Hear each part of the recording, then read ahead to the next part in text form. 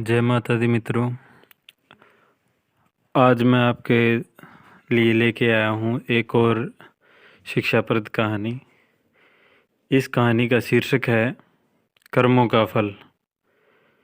हमें मनुष्य जीवन जब प्राप्त होता है तो उसके अंदर हम अच्छे या बुरे कर्म करते हैं, तो क्या उन कर्मों का फल हमें भोगना ज़रूरी होता है या बिना भोगे भी हम अपना जीवन पूरा कर सकते हैं? कोई गलत काम करके या किसी को सता के खुश हो जाते हैं, लेकिन वो खुशी हमेशा बरकरार नहीं रहती, वो हमेशा के लिए नहीं रहती। एक बार की बात है, प्रकृति ऋषि अपना रोज का नियम बना चुके थे कि वह नगर से दूर जंगलों में स्थित शिव मंदिर में भगवान शिव की पूजा में लीन रहते थे। कई वर्षों से यह उनका अखंड नियम था। उसी जंगल में एक नास्तिक डाकू अस्थिमाल का भी डेरा था। अस्थिमाल का भय आसपास के क्षेत्र में व्याप्त था। अस्थिमाल बड़ा नास्तिक था। वह भगवान या उसकी शक्ति को नहीं मानता था। वह मंदिरों में भी चोरी डाका डालने से नहीं चूकता था। एक दिन अस्थिमाल की नज़र प्रकृति ऋषि पर पड़ी। उसने सोचा, अरे यह ऋषि जंगल में छुपे मंदिर में पूजा करता है। हो ना हो इसने मंदिर में काफ़ी माल छुपा कर रखा होगा, आज इसे ही लूटते हैं। और ऐसा सोच के उसने प्रकृति ऋषि को पकड़ लिया। अब अस्थिमाल ने प्रकृति ऋषि से कहा कि जितना भी धन छुपा कर रखा हो चुपचाप मेरे हवाले कर दो। ऋषि उसे देखकर तनिक भी विचलित हुए बिना बोले, कैसा धन? मैं तो यहाँ बिना किसी लोभ के पूजा को चला आता हूँ। लेकिन डाकू को उनकी बातों पर विश्वास नहीं हुआ। उसने क्रोध में ऋषि प्रकृति को जोर से धक्का मारा।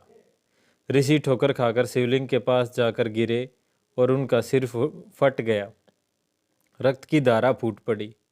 इसी बीच आश्चर्य ये हुआ कि ऋषि प्रकृति के गिरने के फलस्वरूप शिवालय की छत से सोने की कुछ मोहरें अस्थिमाल के सामने गिरी। अस्थिमाल अट्टहास करते हुए बोला, तू ऋषि होकर झूठ बोलता है? ये पैसे कहाँ से आए? ये धन कहाँ से आया? झूठे ब्राह्मण, तू तो कहता था कि यहाँ कोई धन नहीं, फिर ये सोने के सिक्के कहाँ से गिरे? अब अगर तूने मुझे सारे धन का पता नहीं बताया तो मैं यहीं पटक पटक कर तेरे प्राण ले लूँगा। अब प्रकृति ऋषि करुणा में भरकर दुखी मन से बोले, हे शिव जी, मैंने पूरा जीवन आपकी सेवा पूजा में समर्पित कर दिया, फिर ये कैसी विपत्ति आन पड़ी? प्रभु मेरी रक्षा करें। जब भक्त सच्चे मन से पुकारे तो भोलेनाथ क्यों ना आते? महेश्वर तत्क्षण प्रकट हुए और ऋषि को कहा, इस अनहोनी के पीछे का कारण मैं तुम्हें बताता हूँ। यह डाकू पूर्व जन्म में एक ब्राह्मण ही था।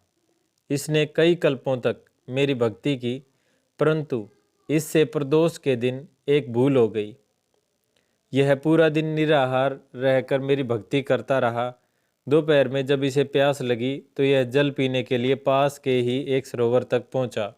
संयोग से एक गाय का बछड़ा भी दिन भर का प्यासा वहीं पानी पीने आया। तब इसने उस बछड़े को कोनी मारकर भगा दिया और स्वयं जल पिया।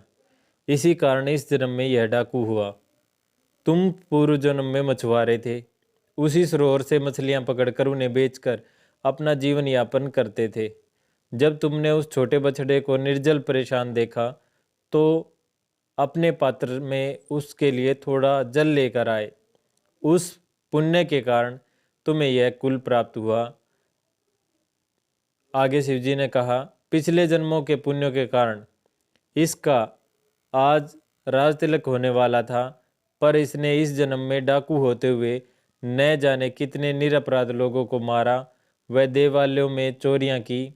इस कारण इसके पुण्य सीमित हो गए और इसे सिर्फ ये कुछ मुद्राएं ही मिल पाई। तुमने पिछले जन्म में अनगिनत मत्स्यों का आखेट किया, जिसके कारण आज का दिन तुम्हारी मृत्यु के लिए तय था, पर इस जन्म में तुम्हारे संचित पुण्यों के कारण तुम्हें मृत्यु स्पर्श नहीं कर पाई और सिर्फ यह घाव देकर लौट गई। ईश्वर वह नहीं करते जो हमें अच्छा लगता है। ईश्वर वह करते हैं जो हमारे लिए सचमुच अच्छा है। यदि आपके अच्छे कार्यों के परिणाम स्वरूप भी आपको कोई कष्ट प्राप्त हो रहा है तो समझिए कि इस तरह ईश्वर ने आपके बड़े कष्ट हर लिए। हमारी दृष्टि सीमित है, परंतु ईश्वर तो लोक परलोक सब देखते हैं, सबका हिसाब किताब रखते हैं। हमारा वर्तमान, भूत और भविष्य सभी को जोड़कर हमें वही प्रदान करते हैं जो हमारे लिए उचित है, जो हमारे लिए उत्तम है। बोलिए शिव शंकर भगवान की जय।